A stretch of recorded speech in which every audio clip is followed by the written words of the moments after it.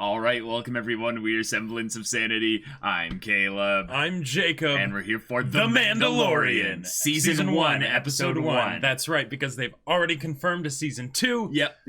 Oh boy. Yeah. Oh boy. So, we are huge Star Wars fans, y'all. And we've been waiting for so very long for a live-action Star Wars TV show. And now we're getting it. And it's not only just a live-action Star Wars show, it's based on freaking like EU original stuff that was put into the canon, and now I almost wore a Christmas hat because this is basically Disney bringing us Christmas early. It is like, really.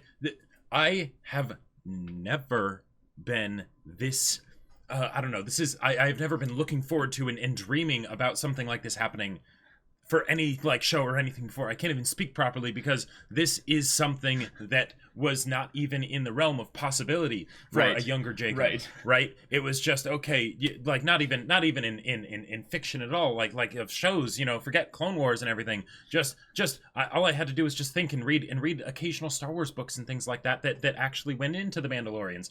But now we have this. Mm-hmm. We don't just have to listen to the Republic, Commando OST on repeat, right? We can actually get a legit Mandalorian show. Like I was watching a football game and the announcers were talking about the special, because Disney paid them to do The Mandalorian. Disney's The Mandalorian. Mm-hmm.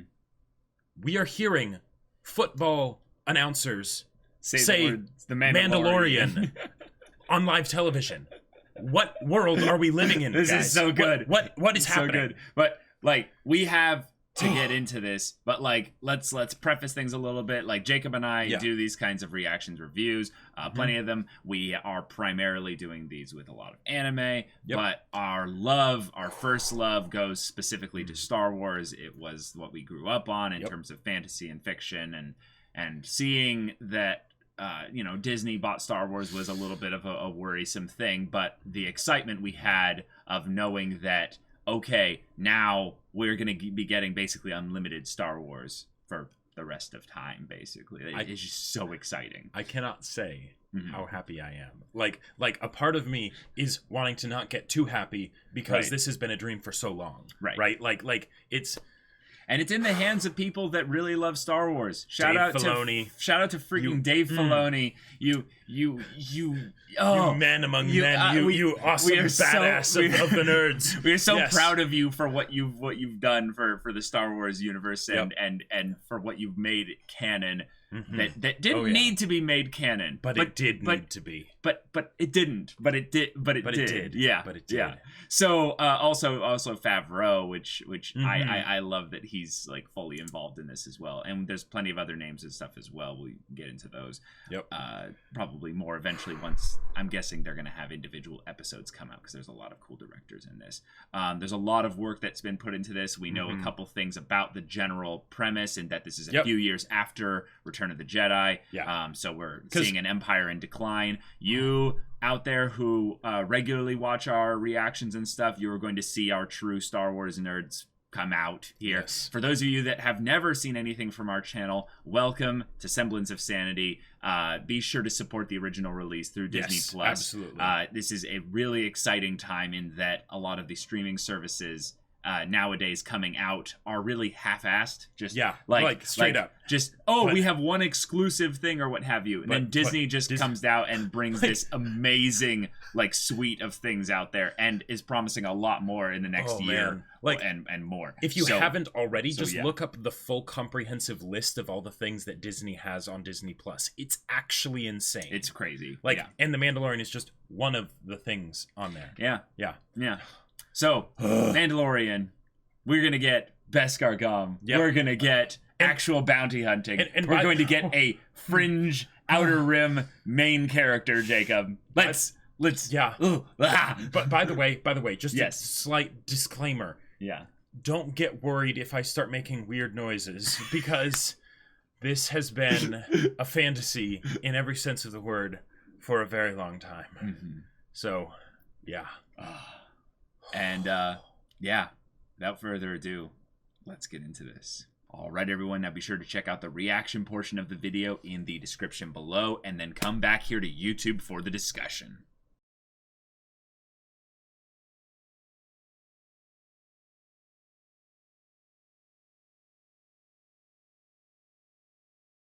All right. We are in this world now. No words. Yeah. I mean, I do. I have so many words, but this is happening. Yeah. This is happening. This is a thing. Yep. Like, and it's so good. And we get to enjoy it. We get to experience it. And it feels in some ways very genuine.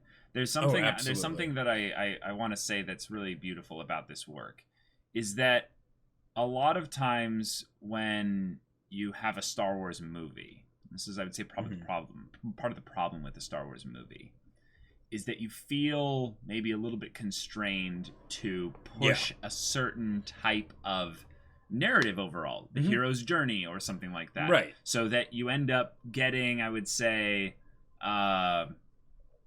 limited in the amount of atmosphere and presence that you can create with just the shots. Just the shots of the planets. Oh yeah. The shots of him, going through doing his job and what have you. And trying to figure out how to ride the animal and things like that. Like, that's something that they would never be able to afford in a way to time-wise. Time-wise to do in a Star Wars movie, because, okay, they've only got the 2 hours, they got to get everything in that they possibly can, but those are the kinds of things that really make the Star Wars universe come to life.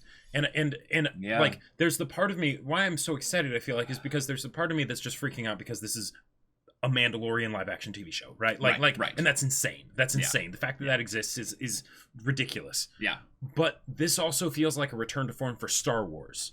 I would say it's an entirely new form entirely new form as well, right? Because we haven't seen something that stayed in the Mos Eisley Cantina, like we haven't seen something that had that kind of, like, really on the outskirts, outworld, fringes of Star Wars society, just sort of going around. The best thing we've seen in that regard is actually the Star Wars Clone Wars TV show. So in this regard, we feel like we're in the world, the galaxy of Star Wars. We feel like we're in this environment. And we're definitely going to see a lot of weird species, a lot of strange things, a lot of things that make us go, oh, right. The galaxy is a lot bigger than just one guy going out into doing what he needs to do. Right. So in The Mandalorian, the episode's only like 35 minutes long, but the actual amount of time we're spent getting to know the character is like 50 seconds maybe. Like, the amount of time that's actually focused on, like, setting up the world, letting us get immersed into this this environment, this culture, essentially, that is different from anything we've seen in Star Wars before. It's so appreciated because it's basically the pacing of a classic just TV show where we don't have to rush through all this. And usually I feel like with TV shows, because the budget is a TV show budget, right? Oh, sure. If you want to do something atmospheric, you can't do it in a sci-fi. You can't do it in a fantasy, right? Because that's expensive. Because there's nothing good to look at, really. Right, exactly. Yeah. But with Disney budget, they can afford to do that. Oh yeah. They can have these shots where it's like, yes, this is wonderful, this is gorgeous, right? This is something where you can just let the visuals speak for themselves. You don't have to cram a whole bunch of, like, content, dialogue and things like that into here. Yeah. It stands on its own, right? And like, and that makes it feel so much more real. It makes it feel like you're out there, you're on his ship, you're seeing him go around and doing these jobs, because it's Star Wars slice of life. It's it's a slice of this Mandalorian's life. He's doing jobs, and that 5,000 doesn't even cover fuel costs, right? But then it's like, oh, Beskar, I do need to finish my suit of Beskar Gam. So all right, what's this job? All right, I'll take it.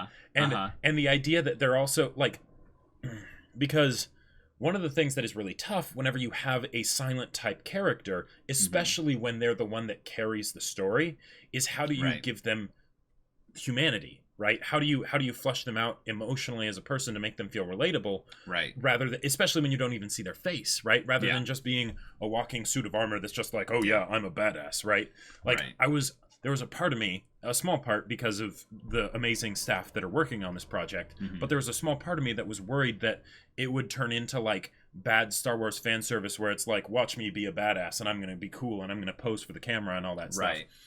But this isn't that at all, right? And we see the things where you know, he does care. He might not take off his helmet. He might have only spoken, you know, 10 words in that first job, right? From beginning to end. Sure. But, you know, then, oh yeah, he comes back and, oh, the extra beyond what's needed for the pauldron, yeah, that'll help, you know, fund basically, you know, the raising of other little Mandalorian children. And, oh, and then he goes on this job. It's a baby. Yeah. What do I do there? And the way he kind of like the way he kind of reached out his hand and sort of wiggled his finger, like, you know, like trying to get the baby to like, you know, to play with him basically. Yeah. Like, yeah. It's. I'm very much excited for the kind of Western style aspect of this, where this is a job that's something that's bigger than just him, because the only thing we know about this species, one, we don't actually know canon-wise what this species name is called.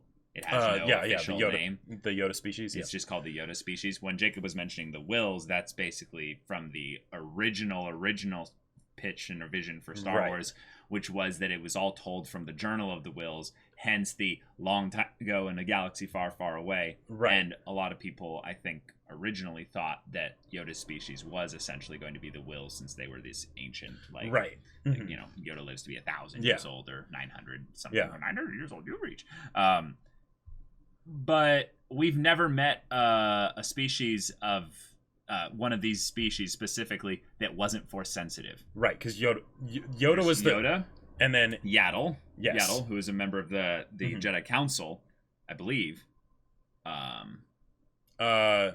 Well, yeah, okay, yeah. In you're talking in Legends, or I think this is in Legends. Yeah. But then another thing in Legends was Master Verk, I believe, in the old Knights of the Old Republic, the first one. That's the only other iteration we've seen of this species. That's right. Yeah. Yes. All of them extremely strong Force users. So. Yeah. And I'm pretty sure Yaddle is not completely uncanon. I'm not sure. It's. But anyway, the main thing is that anyone who's watched just the movies is going to just immediately go, oh, Yoda. That's Yoda species and stuff. And yeah, given that, you know, they're going to try and make all this stuff, you know, canon and what have you, I think we can almost guarantee that this is the part of the force sensitive connection into the story. Yeah. And since it's coming from a baby, you know, a 50-year-old little one, it can be something innocent, it can be something pure, it's something that is untouched by the dirt and grime and grit of this world that the Mandalorian lives in. But you can bet that the Imperials are thinking, oh, if this could be some powerful force user and we could use this, maybe we could reassert like the Empire's dominance, you know, like or whatever. Or let's think Endgame here, Jacob. What do you put you know, Imperials in even the slightest way into this story for, if you're not thinking of in the long term who's leading the Imperials, who leads the Imperials, who leads the people leading the Imperials, you know? And then it goes into a thing of like, well, wait, you know, Palpatine's guards, for instance, they didn't just up and just disappear, just go to nowhere. Sure. They weren't necessarily force sensitive, but they might have been. There's a whole bunch of Moffs and a whole bunch of other people that were in the EU side of things, or Legends as it's now called, the Imperial Remnant. Right. So we could see some, you know, faction, and maybe even tie in a little bit of teasing into how the First Order gets created. You know, we'll never know. Yeah. Like there's all this stuff that they've been teasing with the Knights of Ren, and they are probably the closest thing in the sequel trilogy to having a kind of an Imperial remnant, maybe Force user kind of thing. It feels very much like what they did in Rebels and stuff with the Inquisitors and things. So who knows? Who knows? Man. I mean, and Filoni is involved in this, so he could bring a bunch of his stuff from Rebels and Clone Wars into, because like movies, there might not be very many obvious Force users, or any necessarily other than Darth Vader and Palpatine. Yeah. But if you look into Rebels or Clone Wars, there's a lot of little things out there that aren't as big on the scale side of things for the plot. But there's that. We got a little bit of his backstory teased. Yes. And I think that is definitely tying back to the stuff we've seen in the promo footage where we saw basically a family kind of fleeing the destruction of in the wake of, well, it was a place, but in the background you'd see droid gunships and a super battle droid. So I think this was before the Empire, back when the Clone Wars was happening. He was a kid trying to survive in the chaos of the Confederacy and the Republic, being at war with each other. Which makes sense then why his ship is pre-Empire. Yes. If anything, it does look to be, in some ways, a little bit tied to like some aspects of a Confederacy style, a separatist style ship. Like, well, at the very least has ample weaponry. So, Yeah, it just feels like a freighter that had weapons smashed on the front. Yeah, it could just be that, where it's like, okay, in a time of war, you need to be able to defend yourself.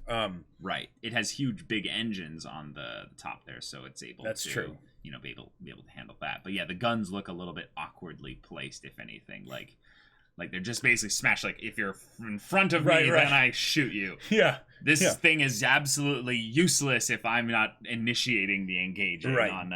if there's any fighters, basically toast. Unless this thing is a lot faster than we've seen. Right. It just seems like a small transport. Oh, yeah. Basically. Well, which is what I love, because we're basically seeing this person that doesn't have a lot going for them, but they're a Mandalorian, so they're going to make do with what they have, right? Right. And they're trying to work their way up, like basically doing the Star Wars, tabletop adventurer thing, where it's like they got a crummy ship. Party. Exactly. The DM let them have a single helmet of Beskar, as like that's their heirloom item or whatever, backstory tie-in, whatever, right?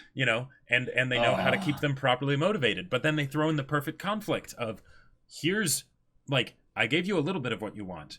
You could get a lot more of what you want. A lot more. Who like how much did the guy say he had of He didn't Beskar? say actually how much. He just said he had a container full of Beskar. Yeah, that's insane. Like he said basically he said basically, like, in my opinion, like he said probably that he would have enough to do, I don't know.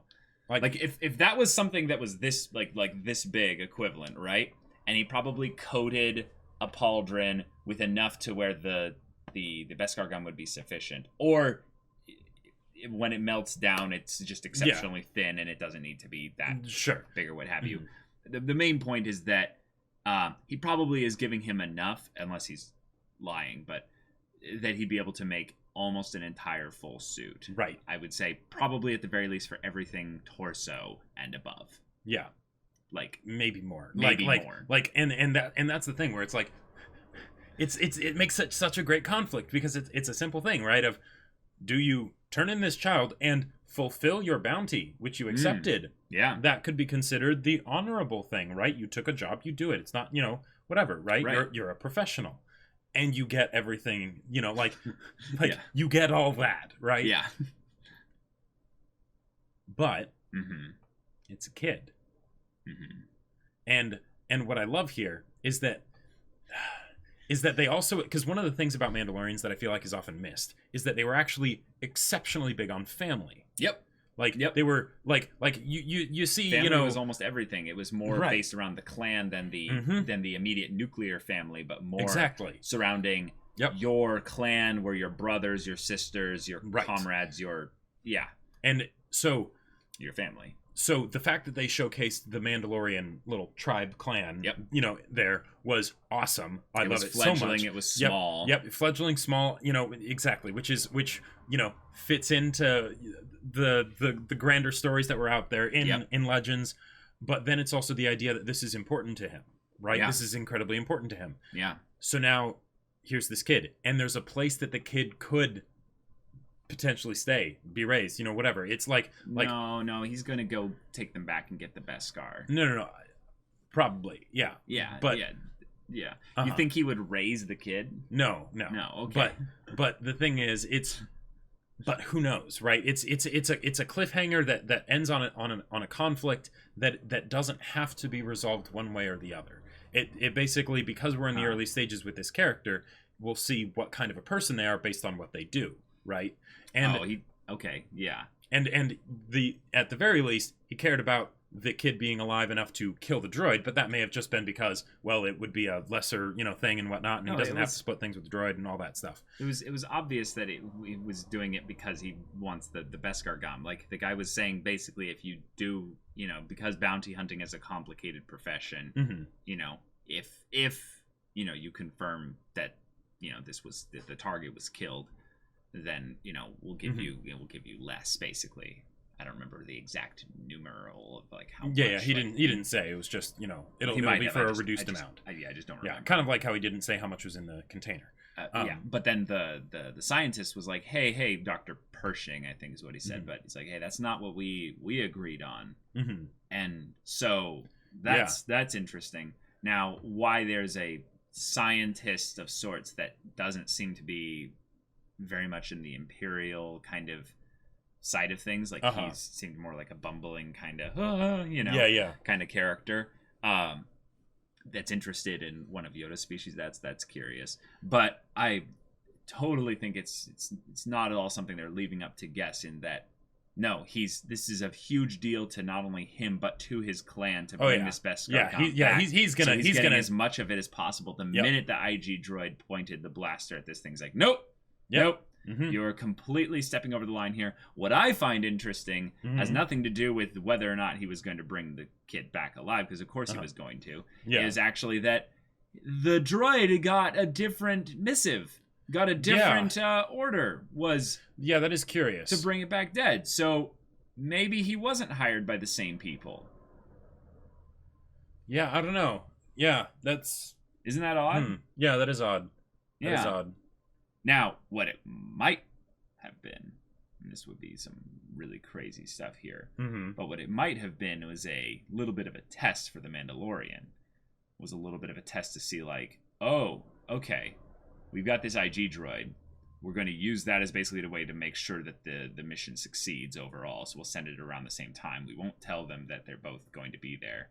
And then based on results of this engagement here, we'll then know whether or not the Mandalorian is someone we'd like to work with, you know, based on just his capabilities. Because in some ways, the idea that his manufacturer, the IG's manufacturer, has a specific kind of thing of, no, you cannot be recovered, you must self-destruct. The IG unit didn't self-destruct. Yeah. It was destroyed. Or at the very least, it was shot in the head to the point where it might not, you know, end up triggering an automatic self-destruct. It might not be capable of doing that. So that's just a left little plot thread just sitting out there. Yep, absolutely. So kind of curious. Oh man, like it was all the little details that they did. Like from how they had him capturing a target, and you know, and the guy's trying to say something, trying to suss his way out of this, you know. And he's just, I can bring you back warm or cold, you know. It's like that. There you go, right? And then he goes along with him, and then I need to use the restroom, you know, right? And he's like, okay, sure. He opens the door, and it's like he's seen this happen several times before, and he gave him, like, he didn't go down immediately. He could have just, you know, gone to the bathroom and come back, you know, and he probably would have been fine with that too. But okay, yeah, okay. He's been down there for more than 30 seconds. Okay, yep. I'm coming down. He's saying all the usual things to try and cover and say, yes, indeed, I'm going to the bathroom right now. Yeah. Or the weapons locker was just opened. Okay, yeah, he's going to be one of those types, All right. That's probably exactly what it was. He has some little thing that comes up and goes, deet, deet, deet, deet, and he just presses that, and he's like, all right, yeah. Goes down there. Like, which is funny because you looked at the weapons locker too, like how much stuff he had in there. It's just like, he's loaded. He's out packing. On that. Yeah. Right. He is familiar with the finer things in life. The ship might be a little bit, whatever. It could be patched up. It could be upgraded. But when it comes to weapons, he's got it. He's got it made. Yeah. The firefight in at the end of the episode with the other excellent with the other mercenaries and raiders and stuff there. It's interesting that they had this as a base, because in terms of the strategic value of what they had there, if anything, it seemed a bit like, well, wait, out in the middle of nowhere, like, well, yeah, but I didn't see any ships. Like, are they just staying there? Like, that's the thing that felt a little bit odd. I'm like, so they're just out here, holding out, I guess, maybe for transport to come eventually. Right, yeah. What do they have they contact? I mean, I guess they probably had communications to where they could contact others and stuff. Well, and given that, like, it's one of those things where, given that this is a TV show, I'm not sure how much is supposed to be looked into when they don't give express details for something. So, like, given that we didn't seem to get much information about who the people were that had the Yoda person, the Yoda baby, they might not be important, right? It's just, okay, that's part of the premise and setup, or this is another separate organization that's working against the Imperials, kind of a thing. I would assume based on the amount of effort and stuff being put into this, and that they're thinking about everything, Jacob. Come on, let's give them some credit here. The main thing that I would see as being maybe something that we can look into a little bit more is that when they entered into the space and what have you, there were quite a few people there and stuff, but this kid or this little baby or 50 or whatever is in a little pod, and the pod definitely seemed like it was just one of the things there, basically one of their kind of loot, like basically they're probably other things that they are basically trapped there. So maybe this was, if anything, a dump site for basically a whole bunch of valuables, and every once in a while they'll come and pick up a whole bunch more things and move them somewhere else. Or maybe they were trying to basically sell it to the Rebel Alliance, now New Republic, whatever. And the Imperials caught wind of it, and they're like, okay, well, we want to make sure that we get it, so we'll hire some bounty hunters. Guarded. Yeah. That is actually an exciting thing to think about, is the idea that the reason why there were so many guards here, even though the planet itself is one that's quite peaceful and uninhabited for the most part, like the way the other guy described it, like the Ugnaught. I loved him. I have spoken. Yeah. Basically described it as like, well, this used to be a place where people would come to for kind of a peaceful escape from things. But now, because they're there, all these bounty hunters and mercenaries are showing up, and they're just all getting killed. Right. So he's like, I'd rather this whole thing be over with, so that you can move things along. And he's like, I've heard of your kind. Right. You guys had maybe a little bit of honor, and I've heard the stories. The Mandalorians of legend would ride the mythosaur, Yes! They actually mentioned old school Mandalorian stuff. This is how Star Wars world building happens with regards to kind of the fact that they attack all different angles. There's a specific word for it.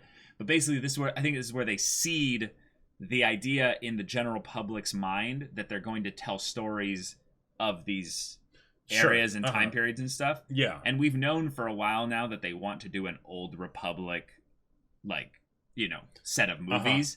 And this is how you set it up. Yep. You seed it by saying, back in the old days, the old stories of the Mandalorians and stuff. Right.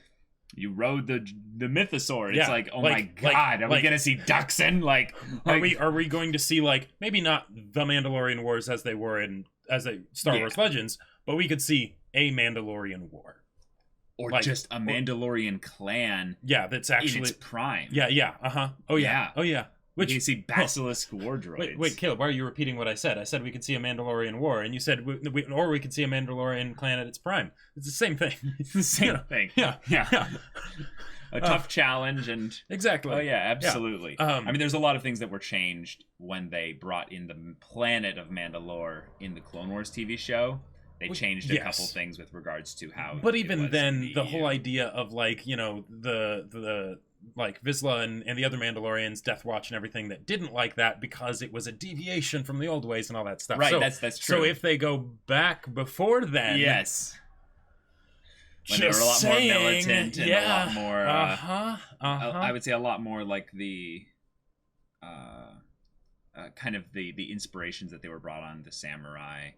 And a little bit more of that kind of gladiator style stuff where they would basically seek out challenges for the sake of honor and glory. I'm all on board with that. And if this is how Disney basically is we're seeding the idea, and then based on audience feedback, we see how profitable it would be to make a Old Republic style. Shut up and take my money. Yep, take my money, Disney. Let's do it. Oh man, that was awesome. And the fact that the story is so simple. This is one of the things that I love because one of the for now, and right, because it's a TV show and with the first episode they got to keep it pretty simple. But the big thing that I felt like was a problem with The Last Jedi was not the things that they wanted to do, but the fact that they didn't decide what they were going to do. And they tried to do everything, right? If they had just focused on the Force bond, Kylo, and Rey kind of a thing, that could have been, that could have been a fantastic thing to focus on, right? And space battles and whatnot. But here, we've got small scale, intimate, small set of characters, simple premise, guy doing a job.